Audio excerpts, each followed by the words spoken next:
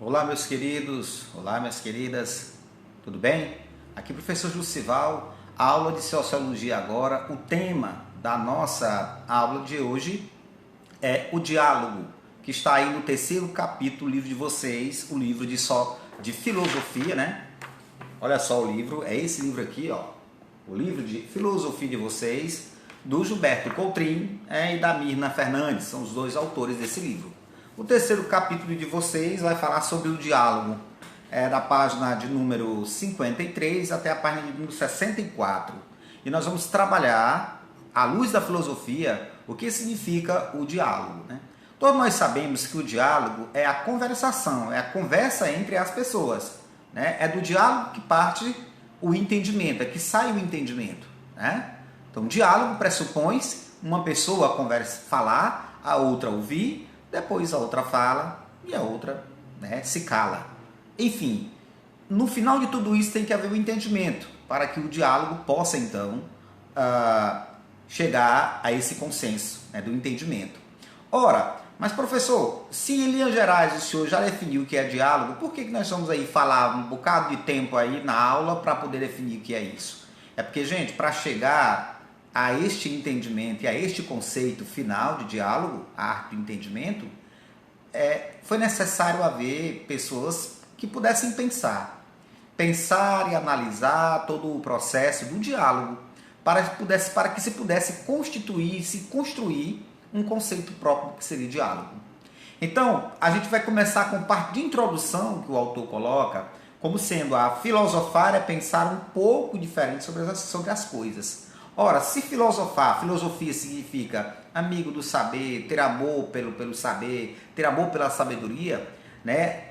O autor vai dizer que filosofar é pensar um pouco diferente sobre as coisas.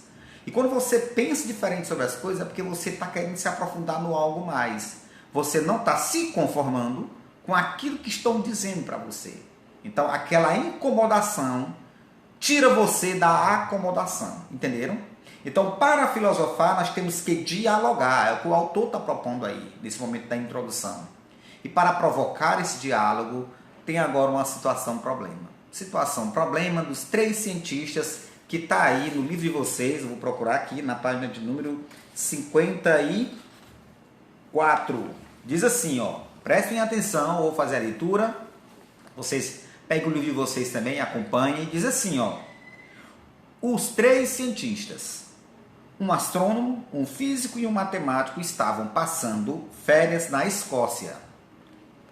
Olhando pela janela do trem, eles avistaram uma ovelha preta no meio do campo. Que interessante, observou o astrônomo. Na Escócia, todas as ovelhas são pretas. Ao que o físico respondeu, não, nada disso. Algumas ovelhas escocesas são pretas. O matemático olhou para cima em desespero e disse, na Escócia existe pelo menos um campo contendo pelo menos uma ovelha e pelo menos um lado dela é preto. Vejam, né, como é interessante a argumentação, porque ele coloca três cientistas. Coloca que existe uma situação-problema, e a situação-problema é justamente uma ovelha está em um campo na Escócia, e esses três, cada um desses três, eles têm uma visão diferente dessa imagem. Então vejam bem aí na página de 55 de vocês, tem assim, ó, como podemos analisar e avaliar a conclusão de cada um? Aí o autor coloca assim, ó, observe que esse diálogo constitui uma paródia das três ciências que esses personagens representam, exagerando suas peculiaridades.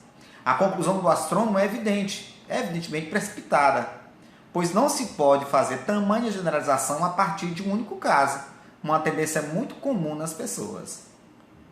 O físico também se precipita, pois saber que existe um caso de ovelha negra na Escócia não implica a existência de outras, ou algumas, como ele diz. Essa poderia ser a única ovelha negra nesse país. Já o matemático concebe um enunciado rigorosamente lógico e preciso. Contudo, o que é possível afirmar com certeza a partir da experiência que havia dito. O que se havia visto era apenas um campo, uma ovelha preta em um lado dela, pois ninguém viu o outro lado da ovelha. Mas ao usar a expressão pelo menos, deixa aberta a possibilidade de que existam outros campos com outras ovelhas negras, bem como que outro lado dela seja negro. Entenderam? Então, basicamente é isso. Basicamente, a proposta que está lhe dando aí é que, nessa situação problema, uma situação só existe vários lados. É por isso que o diálogo, a gente já começa a abrir o capítulo falando sobre o diálogo, sobre isso. É porque toda vez que se tem uma versão de um fato, a gente tem que ouvir as versões de todos os lados. Porque não se pode acreditar logo de cara naquilo que é dito, né, tão ansiosamente, tão rapidamente, tá bom? Bem, vamos lá então para o tópico 1 aí da nossa aula. Caminhos do entendimento e o poder da palavra. Filosofar é conversar, é o que o autor está dizendo aí. O trabalho da filosofia é instigar as ideias, o discurso, a conversação, até chegar ao entendimento. É tirar você da acomodação, é fazer você analisar, é fazer você, acima de tudo, refletir. Refletir. E aí, um filósofo chamado Ortega y Gasset diz assim, ó, a clareza é a cortesia do filósofo. O filósofo pergunta tanto, porque ele quer ter clareza em tudo. E aí é por isso que ele, o filósofo Ortega y Gasset, diz isso, que a clareza é a cortesia do filósofo. Bem, a linguagem é o principal instrumento da filosofia. Se a filosofia é a arte do saber e o saber se constrói através de diálogo, então, gente, a linguagem seria, né, o principal instrumento da filosofia. Então, essa importância da linguagem, ela vai dizer que todos os seres humanos, nós seres humanos, somos linguísticos. Por que nós somos linguísticos? Porque qualquer sinal que nós podemos emitir, ela dá um sinal de alguma coisa. Se eu faço isso aqui, ó, porque tá tudo legal, não é? Se eu faço isso aqui, ó, é que eu tô querendo tirar uma foto, tal, fazendo assim. Se eu levanto o dedo do meio, não vou aqui colocar, né? Eu tô querendo dizer outra coisa. Se eu faço isso, eu estou falando outra coisa. Se eu pisco o olho, eu estou com uma intenção, mas eu estou colocando o tempo todo, ou através da minha fala, ou através do meu gestual, eu estou provocando o quê? Método de linguagem, né? E aí ele vai dizer que todos nós seres humanos somos linguísticos, tá bom, gente? Então vejam bem, a força da palavra mostra o quanto nós somos capazes de sermos fortes através do argumento. Olha bem aí, por favor, na página de número 57 do livro de vocês, um texto chamado A Força das Palavras. Olha que belo isso aqui. O poder concreto da linguagem pode ser percebido com facilidade no campo político. A simples ordem ou declaração de um governante, por exemplo, pode determinar a alegria ou o sofrimento, a vida ou a morte de milhares de pessoas. Leia a este respeito um trecho do discurso de uma política colombiana chamada Ingrid Betancourt, ao receber o prêmio Príncipe das Astúrias da Concórdia em 2008. Olha o que ela diz aqui, gente.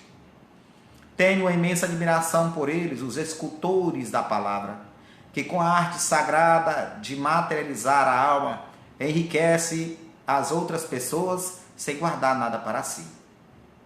Com nossa palavra, podemos reivindicar outras relações, outros compromissos, outras soluções. Podemos aceitar acordos comerciais não tão bons para nós, mas que sejam mais justos. Podem buscar maiores investimentos solidários e menos rendimento especulativo. Podemos oferecer mais diálogo e menos imposição pela força. Podemos, sobretudo, não nos resignar. Porque resignar-se é morrer um pouco. E não fazer uso da possibilidade de escolher. É aceitar o silêncio. A palavra, por sua vez, precede a ação. Prepara o caminho, abre portas.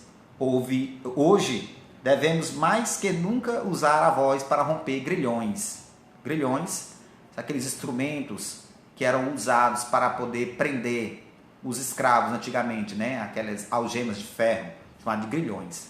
Tenho a profunda convicção de que, quando falamos, estamos modificando o mundo. As grandes transformações de nossa história sempre foram anunciadas antes. Assim chegou o homem à lua, assim caiu o muro de Berlim, assim se acabou com o apartheid. Eu espero que assim desapareça também o terrorismo. Vejam bem, a arte da palavra, o poder da palavra, a força das palavras, argumentados por essa pessoa que eu acabei de ler esse texto, fala que a força da palavra fez acabar determinados momentos da história, ou pelo menos levantar a possibilidade de discussão do tema através dessa força da palavra. Assim foi, segundo ela colocou aqui, né? Assim foi quando o homem chegou à Lua, assim foi quando caiu o Muro de Berlim, no final dos anos 80 para o começo dos anos 90, assim foi também com o fim do apartheid na África do Sul, e aí agora, no contexto de 2008, ela colocou para acabar com o terrorismo mundial, que estava naquele tempo muito forte, e ainda hoje é muito forte no mundo. Tá bom, gente? Bem, em cima disso, a gente vai agora tentar conhecer e acreditar, conhecer, que seria a continuação dessa importância da linguagem, né? E aí vai dizer que nós temos um sério problema nas nossas falas, que é a questão do conhecimento, ou a falta do próprio conhecimento. Tem gente que acha que tem conhecimento demais e fala coisas que não domina. Já tem gente que tem conhecimento de menos e que não arrisca-se a falar. Mas o pior é aquele que acha que sabe de tudo e no fundo é um tolo, não sabe de nada, né? E aí ele vai dizer o seguinte, que nessa arte de conhecer e acreditar, né, e acreditar conhecer, existem duas características interessantes. Uma são as conversas cotidianas, né? Eu vou repassar aqui as conversas cotidianas, né? Onde ele vai dizer o seguinte, que na maioria das vezes nós nos expressamos como se conhecêssemos tudo. Nós sabemos o que é bom e o que é o mal, o que é o certo. Vou tirar aqui minha carinha aqui, tá, gente? Vou tentar aqui tirar minha carinha para vocês verem. O que é o certo e o que é o errado. Pronto. O que é o belo e o que é o feio, né? Então, na maioria das vezes, nós nos expressamos como se nós conhecêssemos tudo. Como se nós tivéssemos receitas prontas e acabadas para a vida do outro. E às vezes não temos nem solução para nós mesmos, né? Outra coisa também que ele coloca em cima desse tópico sobre as ações cotidianas. Porque as ações cotidianas a gente tem que buscar o que é melhor para nós. Tá bom, gente?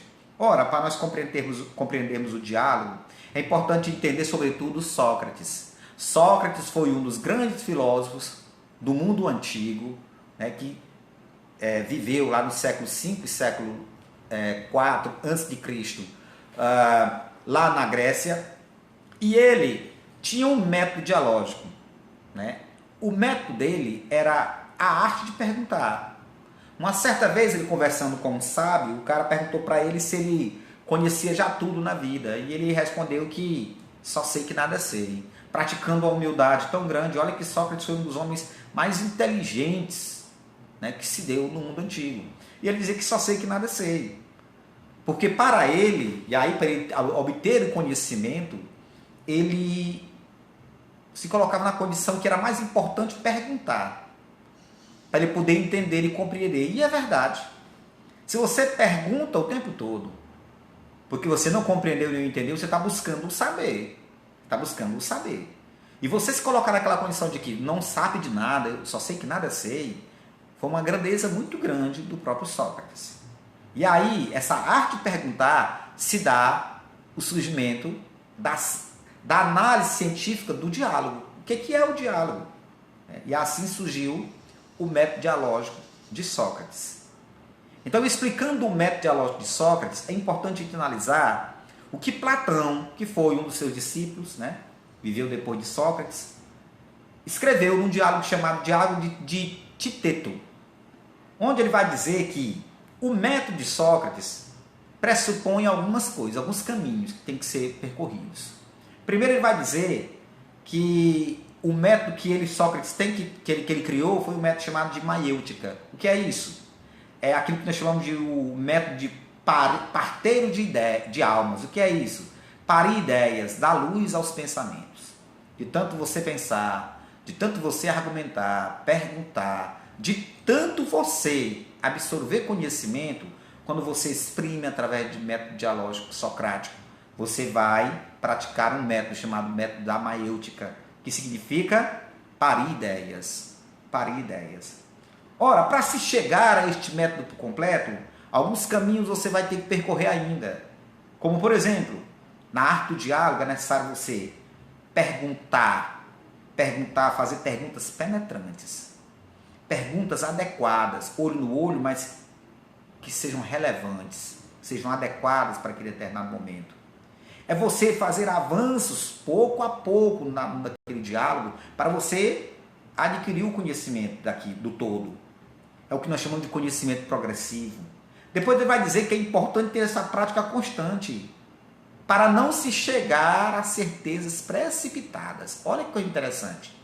Praticar constantemente a arte do diálogo para que não se tenhamos a certeza de praticar algo precipitado, né? E, por último, gente, nós vamos analisar também que, e aí, friamente, o Platão coloca que Sócrates analisa da seguinte forma. Vou colocar minha carinha aqui. Que a dor da descoberta, né, a arte do diálogo, há uma atividade filosófica que ela está vinculada à dor da incerteza, da inquietude, da angústia. Por exemplo, vamos aqui analisar quando se comete um crime, o delegado abre um processo chamado de inquérito, e neste inquérito ele começa a fazer várias perguntas. Perguntas a quem? A quem está envolvido diretamente naquele crime. Então, várias vezes o cara perguntado sobre determinada situação, você estava onde? Estava com quem? Você pode provar que estava em tal lugar? Você fez isso, você fez aquilo? Você vai perguntando diretamente às pessoas envolvidas até você chegar a uma certeza ou a não certeza, né, do acometimento daquele crime. Então, uma investigação própria mostra a arte do diálogo, porque você vai ouvir as pessoas envolvidas, certo? E aí, gente, a atividade filosófica ela está vinculada à dor da incerteza. Porque quem quer ter a certeza de alguma coisa fica inquieto e fica angustiado. Tá bom? Bem, e aí para finalizar, nós vamos analisar também os dois momentos do diálogo, que nós vamos chamar de dialética, que é a arte da discussão, né? Que é a arte da dialética socrática platônica. Ou seja, Sócrates e Platão, eles criam um método chamado de dialética, que é a arte da discussão. A dialética, ela pressupõe-se um conjunto de inteligências que você absorve ao longo da vida. E quando você começa a discutir as suas ideias de inteligência que você tem em determinado assunto com outra pessoa, você está praticando aquela troca de conhecimentos. Você está praticando a arte da dialética, ou seja, a arte da discussão. Tá bom? Mas para se chegar à arte da dialética, duas coisas têm que acontecer. Primeiro, você tem que praticar o método da maiêutica, para ideias, buscar análises corretas de tudo que está acontecendo. Mas também você tem que fazer uma refutação, ou seja, dar aquela parada, ficar meio que cabreiro com as coisas, começar a interrogar fingindo ignorância. Quando você quer saber algo de alguém, você vai fingindo ignorância, sabe? Dá uma de doido, faz que não está sabendo de nada. E de repente você acaba encontrando a verdade, tá bom, gente? Então, basicamente, sobre o diálogo era isso que eu queria falar para vocês. E aí, no finalzinho, vocês vão ver aí, né? Aí embaixo nós temos Sócrates, esse barbudo meio carequinha, e o outro nós temos aí o Platão, que também é barbudo, carequinha, mas está aí com a roupa mais aí amarelada, mas sei lá, viu? Vocês estão vendo aí a foto dos dois aí que eu coloquei no final, tá bom, gente? Um abraço, espero ter contribuído com vocês nesse momento da nossa aula sobre o diálogo. Próxima oportunidade a gente se encontra novamente, viu, gente? Um abraço.